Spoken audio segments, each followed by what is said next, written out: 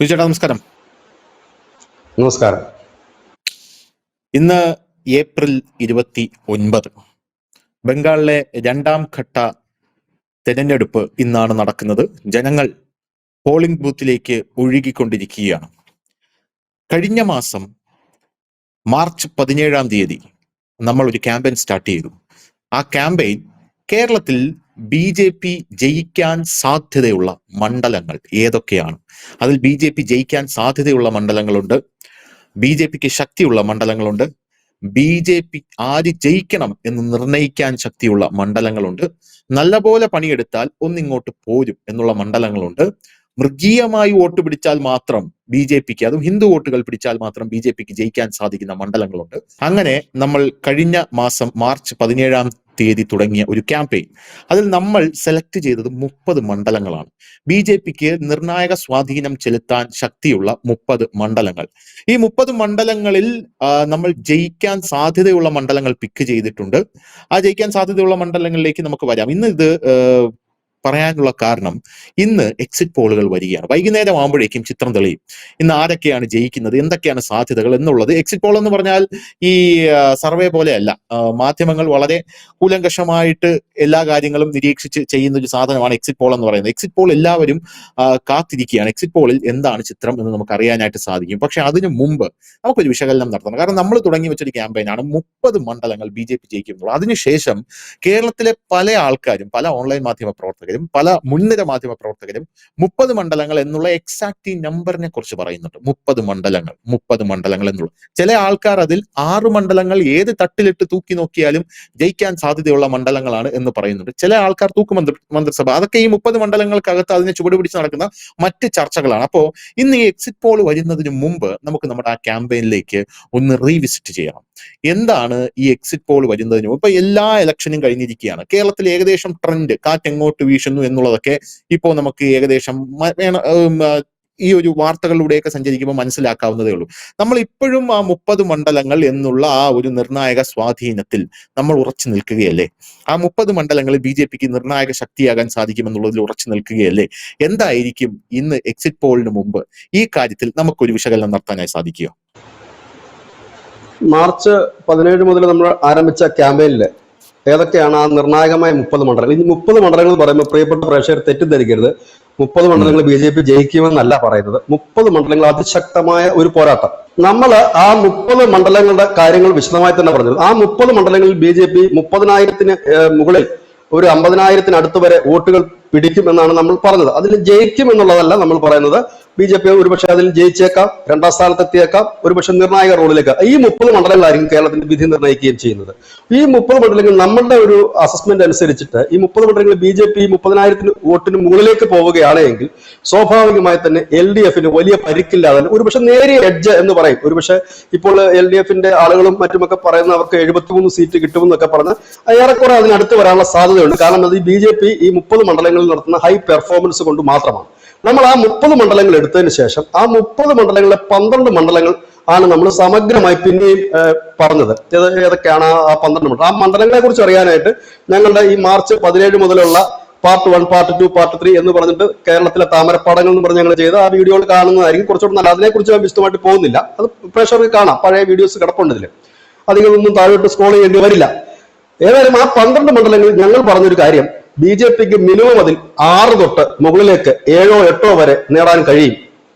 അത്രയ്ക്ക് പൊരിഞ്ഞ പോരാട്ടമാണ്. ഈ 12 മണ്ഡലങ്ങളിലും ശക്തമായ ത്രികോണ മത്സരമാണ് നടക്കുന്നത്. അതിൽ BJPക്ക് 6 മുതൽ 7ഓ 8ഓ സീറ്റ് വരെ നേടാൻ കഴിയുമെന്നാണ് പറഞ്ഞത്. ഇപ്പോഴും ഞങ്ങൾ അതിൽ ഉറച്ചു നിൽക്കുന്നു. അതിൽ ഞങ്ങൾക്കൊന്നും തന്നെ അതിൽ ഞങ്ങളത് മാറ്റിയിട്ടില്ല, മാറ്റി പറഞ്ഞിട്ടുമില്ല. പക്ഷെ ഇതിനകത്ത് ഒരു കാര്യം കൂടി ഞങ്ങൾ പറയുന്നു. ഇത് അവിടുത്തെ പെർഫോമൻസ്, തുടക്കം മുതലുള്ള പെർഫോമൻസ്, അവിടുത്തെ മുന്നൊരുക്കങ്ങൾ, അവിടുത്തെ SIR, അവിടുത്തെ പ്രവർത്തകർ വർക്ക് ചെയ്ത് ഇതെല്ലാം കൂടി കണക്ക് കൂട്ടിയിട്ടാണ് അത്തരത്തിൽ ഞങ്ങൾ ഇങ്ങനെ ഒരു കാര്യങ്ങൾ പറഞ്ഞത് ഇതിനകത്ത്. ഇനി ഇതിന്റെ അവസാന നിമിഷത്തിൽ ഏതെങ്കിലും മണ്ഡലങ്ങളിൽ പ്രവർത്തകർ ലാഗ് ചെയ്യുകയോ ഉഴപ്പോ ചെയ്താൽ ഇതിൽ ഏറ്റക്കുറച്ചിലുകൾ വരാം. ഏതായാലും ഒരു കാര്യത്തിൽ ഞങ്ങൾക്ക് നല്ല വിശ്വാസമുണ്ട്. ഈ കേരളത്തിന്റെ വിധി നിർണ്ണയിക്കുന്ന ഇത്തവണ BJP തന്നെയായിരിക്കും. അതിനകത്ത് യാതൊരു ഡൗട്ടുമില്ല. ഞങ്ങൾ ഇപ്പോഴും പറയുന്നു, ഹൈ പൊട്ടൻഷ്യൽ ആയിട്ടുള്ള 30 മണ്ഡലങ്ങളിൽ ശക്തമായ മത്സരമാണ് നടക്കുന്നത്. BJP അവിടെ വലിയ രീതിയിൽ സ്കോർ ചെയ്യുക തന്നെ ചെയ്യും. അതിൽ 12 മണ്ഡലങ്ങൾ, ആ 12 മണ്ഡലങ്ങളിൽ 6 മുതൽ സീറ്റുകൾ BJPക്ക് നേടാനുള്ള എല്ലാ സാധ്യതകളും നിലനിൽക്കുന്നു എന്ന് തന്നെ പറയേണ്ടി വരും. ഇതിനകത്ത് ഞങ്ങൾ അസന്നിഗ്ധമായി തന്നെയാണ് പറയുന്നത്. ഇലക്ഷൻ തുടങ്ങുന്നതിന് മുമ്പ് തൊട്ടേ തന്നെ ഞങ്ങൾ ഈ മണ്ഡലങ്ങൾ മാർക്ക് ചെയ്തിരുന്നു. അതിനുശേഷം അവിടെ നടന്ന മുന്നൊരുക്കങ്ങൾ, പ്രത്യേകിച്ച് കാസർഗോഡ് മഞ്ചേശ്വരം ഒക്കെ, ഒരുപക്ഷെ ധനുഷ് സൂചിപ്പിച്ചത് ആ മണ്ഡലം മഞ്ചേശ്വരമാണ്. 70,000-ൽ പരം വോട്ടുകൾ വേണം സുരേന്ദ്രന്. അതും ഹിന്ദു വോട്ടുകൾ തന്നെ കിട്ടിയാലേ അത് മുമ്പോട്ട് പോവുകയുമുള്ളൂ. ശരിയാണ്. പക്ഷെ അവിടെയൊക്കെ വലിയ മുന്നൊരുക്കങ്ങൾ നേരത്തെ തന്നെ നടത്തിയത്. കാസർഗോഡ് വലിയ രീതിയിൽ മുന്നൊരുക്കങ്ങൾ നടത്തിയത്. വോട്ട്, അതായത് മുന്നൊരുക്കങ്ങൾ എന്ന് പറയുമ്പോൾ സ്വാഭാവികമായി തന്നെ ബൂത്തുകൾ ആക്റ്റീവ് ആക്കുക, ഓരോ മണ്ഡലങ്ങളിലുമുള്ള. രണ്ടാമത്തെ കാര്യം ശക്തി കേന്ദ്ര ആക്റ്റീവ് ആക്കുക. മൂന്നാമത് എന്ന് പറഞ്ഞാൽ ഈ SIR വോട്ടുകൾ വെട്ടി മാറ്റേണ്ട വോട്ടുകൾ, അതായത് മരിച്ചുപോയവരോടോ ഇല്ലാത്തതോടെ എല്ലാം അവിടുന്ന് സ്ഥലം മാറിപ്പോയവരുടെ വോട്ടുകൾ വെട്ടി മാറ്റുക. ഒപ്പം തന്നെ പുതിയ വോട്ടർമാരെ ചേർക്കുക. അതൊരു നിർണായകമായ ഒരു ഘട്ടമാണ് തെരഞ്ഞെടുപ്പിന്റെ. പുതിയ വോട്ടർമാരെ ഏത് പാർട്ടിയാണോ ഏറ്റവും കൂടുതൽ ചേർക്കുന്നത് ആ പാർട്ടിക്ക് ഒരു ചെറിയ എഡ്ജ് ഉണ്ടാകും. അങ്ങനെ നോക്കുമ്പോഴാണ് നമ്മൾ ഈ 30 മണ്ഡലങ്ങളുടെ കാര്യം പറയുന്നത്. അതിൽ തന്നെ 12 മണ്ഡലങ്ങളിൽ അത് കൃത്യമായി തന്നെ ആ ഒരു വർക്ക് നടന്നിട്ടുണ്ട്. ഏകദേശം അത് പ്രത്യേകിച്ച് തിരുവനന്തപുരം മേഖലയിലൊക്കെ നന്നായിട്ട് ആ ഒരു വർക്ക് നടന്നിട്ടുണ്ട്. അപ്പം ഇതൊന്ന്. രണ്ടാമത്തെ കാര്യം ഇതിന്റെ വർക്ക് പാറ്റേൺ ആണ്. അതായത് തുടക്കം മുതൽ ഒടുക്കം വരെ ഒരേ രീതിയിൽ പോകുന്ന വർക്ക് പാറ്റേൺ. പിന്നെ ഇതിനകത്ത് വേറൊരു കാര്യമുണ്ട്. നമ്മൾ ഈ കണക്കെടുക്കുമ്പോൾ ഒരു നിയോജക മണ്ഡലത്തിലെ വോട്ടർമാരുടെ എണ്ണം ഒരുപക്ഷെ 1.5 ലക്ഷം 1.25 ലക്ഷം വരെ വരുന്ന വോട്ടർമാരുടെ എണ്ണമുണ്ട്. അതിനകത്ത് നമ്മുടെ ഈ BJPയുടെ പ്രവർത്തകർ, ബൂത്ത് തല പ്രവർത്തകർ, അവർ എത്രത്തോളം അതിൽ ആക്റ്റീവ് ആയിട്ടുണ്ട് എന്നുള്ളതൊക്കെ അതിൽ കണക്കൂട്ടും. അവസാന നിമിഷങ്ങളിൽ അതെന്താണ് നടക്കുന്നത് എന്നുള്ളത് നമുക്കറിയില്ല. എങ്കിൽ പോലും നമ്മൾ ഈ ഒരു ഇതിൽ തന്നെയാണ് നിൽക്കുന്നത്. അതിന്റെ ഒരു അസസ്മെന്റിൽ തന്നെയാണ് നമ്മളിത് പറയുന്നത്. ഇവിടെ LDF വരുമോ UDF വരുമോ എന്നുള്ള കാര്യത്തിൽ നമ്മൾ നോക്കിയിട്ടില്ല. അതിന്റെ ആവശ്യവും നമുക്ക് ഇല്ലാത്തത് കൊണ്ടും ഈ തെരഞ്ഞെടുപ്പിൽ നമ്മൾ BJPയെ മാത്രം ഫോക്കസ് ചെയ്തത് കൊണ്ടുമാണ് BJPയുടെ ഒരു സംഖ്യയിലേക്ക് പറയുന്നത്. അതുകൊണ്ട് തന്നെ ഇതൊരു എക്സിറ്റ് പോൾ അല്ല. കാരണം എക്സിറ്റ് പോൾ നടത്താൻ തക്ക ഒരു കപ്പാസിറ്റി നമ്മുടെ ചാനലിലില്ല. വലിയ സന്നാഹങ്ങൾ തന്നെ എക്സിറ്റ് പോൾ നടത്താൻ വേണം.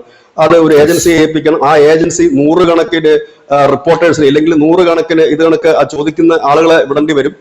അതിനെ MBA പഠിച്ചിറങ്ങിയ കുട്ടികളെയും അല്ലെങ്കിൽ സോഷ്യോളജി കോളേജിലൊക്കെ പഠിച്ചിറങ്ങുന്ന കുട്ടികളെയും ഒക്കെ അതിനായിട്ടാണ് അവർ യൂസ് ചെയ്യുകയും മറ്റൊക്കെ ചെയ്യുന്നത്. അതിന് വലിയ ഭാരിച്ച സാമ്പത്തിക ചെലവ് വരുന്നൊരു കാര്യമാണ്. ഏതായാലും മുറിയിലിരുന്ന് എക്സിറ്റ് പോൾ നടത്താൻ തക്ക വിഡ്ഢികളല്ല ഞങ്ങൾ എന്നുള്ളത് കൊണ്ടും തുടക്കം മുതൽ തെരഞ്ഞെടുപ്പ് പ്രഖ്യാപിക്കുന്ന തുടക്കം മുതൽ തന്നെ ഓരോ മണ്ഡലങ്ങൾ, അതായത് ഇത്രയും മണ്ഡലങ്ങൾ മാത്രം സെലക്ട് ചെയ്തുകൊണ്ട് അവിടെയുള്ള പ്രവർത്തകരുമായി സംസാരിക്കുകയും പറ്റുന്നിടത്തോളം മണ്ഡലങ്ങളൊക്കെ പോവുകയും അവിടുത്തെ കാര്യങ്ങൾ മനസ്സിലാക്കുകയും ചെയ്തതുകൊണ്ട് തന്നെയാണ് നമ്മൾ ഇത്തരത്തിലേക്ക് പറയുന്നത്. ഇപ്പോഴും ഞങ്ങളതിൽ തന്നെ ഉറച്ചു നിൽക്കുകയാണ്. ഇനി ഇതിനെ വേണമെങ്കിൽ ഒരു പ്രവചന സ്വഭാവമുള്ളത് എന്ന് വേണമെങ്കിൽ പറയാം. ഇനി രണ്ടാമത്തേത് വെസ്റ്റ് ബംഗാളിന്റെ കാര്യം. ഒരുപക്ഷെ കേരളത്തിൽ തന്നെ വെസ്റ്റ് ബംഗാളിൽ BJP അധികാരത്തിൽ വരുമെന്ന് ഏപ്രിൽ 17/4/2026 നാം പറഞ്ഞ ഒരു ചാനലാണ് നമ്മൾ. അന്ന് അതിന്റെ താഴെ വന്ന കമന്റുകൾ ഇപ്പോഴും ഓർമ്മയുണ്ട്. നിങ്ങൾ മാത്രമാണ് BJP ജയിക്കൂ എന്ന് പറയുന്നത്. ഒരു ഒപ്പീനിയൻ പോളിലും അത് പറയുന്നില്ല, ആരും അത് പറയുന്നില്ല എന്ന് പറയുമ്പോഴും നമ്മളത് പറയുന്നു. കാരണം 2021 മുതൽ ബംഗാളിലെ പൊളിറ്റിക്സ് ആഗോളം വീക്ഷിക്കുകയും അതിനെ ഫോളോ ചെയ്യുകയും ചെയ്യുന്ന ഒരു ചാനലാണ് നമ്മൾ. അതുകൊണ്ട് തന്നെയാണ് നമ്മൾ ഓരോ മേഖലയും തിരിച്ച് അവിടെയുള്ള കാര്യങ്ങൾ പറയുന്നത്. അതുപോലെ തന്നെ നമ്മൾ ലോക്കൽ സോഴ്സുകളും അവിടെ നമ്മൾ അതിനു വേണ്ടി ഉപയോഗിച്ചിട്ടുണ്ട്, ഇല്ലാന്ന് നമ്മൾ പറയുന്നില്ല. ലോക്കലായിട്ടുള്ള മാധ്യമങ്ങൾ നൽകുന്ന ബംഗാളി മാധ്യമപ്രവർത്തകരുടെ വാർത്തകളും കൂടി ഇതിന് നമ്മൾ ഉപയോഗപ്പെടുത്തിക്കൊണ്ട് തന്നെയാണ് ഇത്രയും ക്ലാരിറ്റിയോടുകൂടി നമ്മൾ അത് പറയാൻ കാരണം.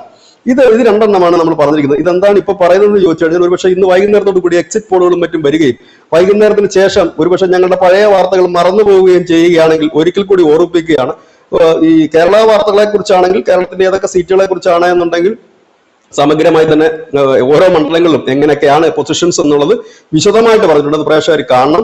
ഏതായാലും ഇത് ഒരു ഓർമ്മപ്പെടുത്തലാണ്. ഏതായാലും ബാക്കിയൊക്കെ നമുക്ക് മെയ് 4 കാണാം. പക്ഷെ എന്നെ സംബന്ധിച്ച് എന്റെ വ്യക്തിപരമായ എന്റെ ഏറ്റവും വലിയ ആഗ്രഹവും സ്വപ്നവും ഒക്കെ വെസ്റ്റ് ബംഗാളാണ്, കേരളമല്ല. കേരളം നമ്മുടെ ടാർഗറ്റിലേ ഇല്ല, വെസ്റ്റ് ബംഗാളാണ്. കാരണം വെസ്റ്റ് ബംഗാള് പിടിക്കേണ്ടത് അനിവാര്യമാണ്. കാരണം അത് ഭയങ്കര ക്രൂരമായ ഒരു കൃത്യമാണ് അവിടെ നടന്നിരിക്കുന്നത്. ഒരുപക്ഷെ കേരളത്തില് CPM-ഉം BJP-യും RSS-ഉം ഒക്കെ രാഷ്ട്രീയ സംഘർഷം നടന്നിട്ടുണ്ടെങ്കിലും അതിനേക്കാൾ ഉപരിയാണ് വെസ്റ്റ് ബംഗാൾ. അതെനിക്ക് നേരിട്ട് അറിയാവുന്ന ഒരുപാട് കേസുകളുണ്ട്. സന്ദേശകാരി മാത്രമല്ല, ഈ 2021 തെരഞ്ഞെടുപ്പ് കഴിഞ്ഞതിന് ശേഷം അരക്ഷിതാവസ്ഥയിലായിപ്പോയിട്ടുള്ള BJP പ്രവർത്തകരുണ്ട്, BJP വോട്ട് ചെയ്ത പ്രവർത്തകർ, BJP നേതാക്കൾ പോലും അവിടെ ഉണ്ടായിരുന്നില്ല. അവരെയൊക്കെ അടിച്ചു കൊന്നും 8-9 പേരെ ചുട്ടുകൊന്നും 1,20,000-ന് മുകളിൽ പേരായിരുന്നു ഇവിടെ നിന്ന് പലായനം ചെയ്തത്. എനിക്കറിയാം, ഇവിടെ നമ്മുടെ ശ്രീ പ്രതീഷ് വിശ്വനാഥനൊക്കെ ഇവിടുന്ന് വെസ്റ്റ് ബംഗാളിൽ പോവുകയും അവർക്ക് വേണ്ടിയിട്ട് ഈ ഹിന്ദു ഹെൽപ്പ് ലൈനിന്റെ കുറെ സഹായങ്ങളും ക്യാമ്പുകളും ഒക്കെ നടത്തുന്ന ഒരു സാഹചര്യം വന്നു. അതായത് ഇതുങ്ങളെ പലരെ അടിച്ച് നദിയിലേക്ക് ചാടിക്കുകയും ആ നദി നീന്തിക്കടന്നവർ മാത്രം അക്കരെ എത്തുന്ന രീതി. അത് മരിച്ചതിന് തെളിവില്ല, ആരാണെന്ന് തെളിവില്ല. അത്ര രീതിയിലുള്ള മാതയുടെ ഗുണ്ടകളും പോലീസ് കയ്യും കെട്ടി നിൽക്കുന്ന ഒരു കാഴ്ച നരനായിട്ടാണ് നടന്നത്. വംശഹത്യയാണ് ബംഗാളിൽ നടന്നത്. ആ കണ്ണീരിനൊക്കെ ഒരു ഫലമുണ്ടാണ്. കർമ്മ എന്ന് നമ്മൾ എപ്പോഴും പറയുമ്പോൾ ആ കർമ്മ തിരിച്ചു വരാൻ സമയമായിരിക്കും. കണക്കുകൾ തീർക്കാനുള്ള ഒരു സ്റ്റേറ്റ് ആണത്. ഒരുപക്ഷെ കേരളത്തിൽ BJPക്ക് ഒന്നും കിട്ടിയില്ലെങ്കിലും കുഴപ്പമില്ല, പക്ഷെ ബംഗാളിൽ ഭരണം പിടിക്കണമെന്നുള്ളതാണ് നമ്മുടെ ഏറ്റവും വലിയ ആഗ്രഹം. കാരണം ബംഗാൾ എന്ന് പറഞ്ഞ ഒരു ഗുണ്ട രാജ്യമാണ്. ഞാൻ ഒരു സംസ്ഥാനം പോലെ അല്ല അതിനെ കാണുന്നത്, ഒരു രാജ്യമാണ്. അവിടുത്തെ തേർവാഴ്ചകൾ കൂട്ട ബലാത്സംഗമാണ്. ഹിന്ദു സ്ത്രീകളെ തെരഞ്ഞു പിടിച്ചുകൊണ്ട് ഈ സന്ദേശ് ഖാലി എന്ന് പറയുന്ന ആ ഖാനെയാണ് ഇന്നലെ UPയുടെ എൻകൗണ്ടർ രാജാവ് എന്ന് വരട്ടിയിട്ട് പോയത്. ജഹാംഗീർ ഖാനെയാണ് വരട്ടിയത്. എനിക്ക് തോന്നുന്നു ഈ തെരഞ്ഞെടുപ്പ് കഴിഞ്ഞാൽ അവന്റെ നെഞ്ചത്ത് വെടിയുണ്ട കയറാനുള്ള എല്ലാ സാധ്യതകളും ഉണ്ട്. ഒന്നെങ്കിൽ ഈ പോലീസ് കൊല്ലും, അല്ലെ നാട്ടുകാർ അവനെ കൈവെക്കും. അയാൾ ഒളിവിൽ പോകാനുള്ള സാധ്യതകളാണ് കൂടുതൽ. ഇപ്പൊ തന്നെ അയാൾ ഒളിവിലാണെന്നാണ് കേൾക്കുന്നത്. ഏതായാലും ഒരു ഗ്രാമത്തിലെ ആളുകളെ മണ്ഡലം കമ്മിറ്റി ഓഫീസിലേക്ക് വിളിച്ചു വരുത്തുന്നു. പാർട്ടിക്കാരും പാർട്ടിയുടെ അനുയായികളും മാറി മാറി ബലാത്സംഗം ചെയ്യുന്നു. ഒടുവിൽ ആ ബലാത്സംഗം പുറത്ത് എത്തിക്കുന്നത് രേഖാ പത്ര എന്ന് പറയുന്നിട്ടൊരു സ്ത്രീയാണ്. അവരാണിപ്പോൾ അവിടുത്തെ സ്ഥാനാർത്ഥി. അവരെത്തിക്കുന്നു. അതിന്റെ അന്വേഷണത്തിന് വരുന്ന ഉദ്യോഗസ്ഥന്മാരെ തല്ലി ഓടിക്കുന്നു, ബോംബ് എറിയുന്നു. ഈ പറയുന്ന ഖാനെ പിടികൂടാനായിട്ട് ED എത്തുമ്പോഴത്തേന് EDയുടെ വണ്ടിക്ക് ബോംബ് എറിയുന്നു. കേസ് അന്വേഷിക്കുന്ന CBIയുടെ ഓഫീസ് വളയുന്നു. മമത ഉൾപ്പെടെ നേതൃത്വം നൽകുന്നു. എന്തിന് ഈ ആർജേക്കർ ഹോസ്പിറ്റലിൽ ആ ഒരു പെൺകുട്ടിയെ കൂട്ട ബലാത്സംഗത്തിനിരയായിട്ട് കേസെടുക്കാൻ തയ്യാറായില്ലെന്നുള്ളതാണ്. അതിനകത്ത് ഈ സ്റ്റേറ്റ് മന്ത്രിമാരുടെ മക്കളുണ്ട് ഇതിൽ, ആ ബലാത്സംഗത്തില്. അതായത് സ്ത്രീകൾക്ക് വഴി നടക്കാൻ പോലും കഴിയാത്തൊരു സാഹചര്യം. ഇവിടെയാണ് മമത, ഇവിടുത്തെ മാധ്യമങ്ങൾ പറയുന്നത് സ്ത്രീകൾ വാരിക്കോരി മമതയുടെ പിന്നിലാണ്. അതെന്തിനാണ് മമതയുടെ പിന്നിലെന്ന് അറിയത്തില്ല. മമത ആകെ സ്ത്രീകൾക്ക് കൊടുത്തിട്ടുള്ള എനിക്കറിയാവുന്ന ഒരു ഉറപ്പെന്ന് പറഞ്ഞാൽ റേപ്പിന് വിധേയമായ 10 ലക്ഷം രൂപ തരുമെന്ന് മാത്രമാണ് പറഞ്ഞിരിക്കുന്നത്.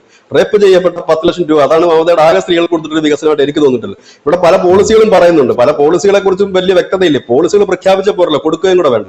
അപ്പൊ ഇങ്ങനെയൊക്കെ നിൽക്കുന്നു. വ്യക്തിപരമായി പറഞ്ഞാൽ ബംഗാളാണ്. ഒരുപക്ഷെ ഏതായാലും ലൈവിൽ ഞങ്ങൾ ഉണ്ടാകും. May 4 എന്തായാലും കേരളവും ബംഗാളും നമ്മൾ സെപ്പറേറ്റ് ലൈവ് തന്നെ ചെയ്യും. സമഗ്രമായ ഒരു ലൈവ് വൈകുന്നേരവും ഉണ്ടാകും. ഇതെല്ലാം തന്നെ പ്രേക്ഷകരോടൊപ്പം ഉണ്ടാകും. കാരണം എനിക്ക് തോന്നുന്നു വെസ്റ്റ് ബംഗാളിൽ ഏറ്റവും കൂടുതൽ വാർത്തകൾ നമ്മളാണ് ചെയ്യുന്നതെന്ന് തോന്നുന്നു. ഒരുപാട് പേര് ഇത് കാണാറും ഒക്കെ ഉണ്ട്. അത്തരം പ്രേക്ഷകർക്ക് വേണ്ടി ആ സമയങ്ങൾ വളരെ സജീവമായിട്ട് തന്നെ ഉണ്ടാകും. ഇതെന്താണ് ഇപ്പോൾ ഇങ്ങനെ ഒരു പോയിന്റ് ചെയ്തതെന്ന് ചോദിച്ചു കഴിഞ്ഞാൽ, പക്ഷേ എക്സിറ്റ് പോളുകൾ വരുന്നതിന് മുമ്പ് ഞങ്ങളുടെ പഴയ വാർത്തകളിൽ ഞങ്ങൾ എന്ത് പറഞ്ഞു എന്നുള്ളത് ഒരിക്കൽ കൂടി ഓർമ്മിപ്പിക്കുകയാണ്. ഏതായാലും തെരഞ്ഞെടുപ്പ് കഴിയുമ്പോൾ നിങ്ങൾ അങ്ങനെയല്ലല്ലോ പറഞ്ഞത്, ഇങ്ങനെയാണല്ലോ പറഞ്ഞത് എന്നുള്ളതാണ്. ഇതിനകത്ത് ചിലപ്പോൾ വ്യത്യാസങ്ങൾ വരില്ല എന്നൊന്നും നമുക്ക് പറയാൻ കഴിയില്ല. കാരണം ഇത് മനുഷ്യന്റെ മനസ്സാണ്. ആ മനസ്സിനെ നമ്മുടെ കയ്യിലേക്ക് ആവാഹിച്ചെടുക്കാനുള്ള തന്ത്രങ്ങളൊന്നും നമുക്കില്ല. ഏതായാലും ഞങ്ങൾ പറഞ്ഞ വാക്കിൽ തന്നെ ഞങ്ങൾ ഉറച്ചു നിൽക്കുന്നു. നമുക്കിനി May 4 വോട്ടെണ്ണി കഴിഞ്ഞ് കാണാം. ഏതായാലും എന്ത് തന്നെയായാലും അതിനകത്ത് ഒരു മുന്നേറ്റം തന്നെ ഉണ്ടാകും. വെസ്റ്റ് ബംഗാളാണ് ഏറ്റവും വലിയ സ്വപ്നവും.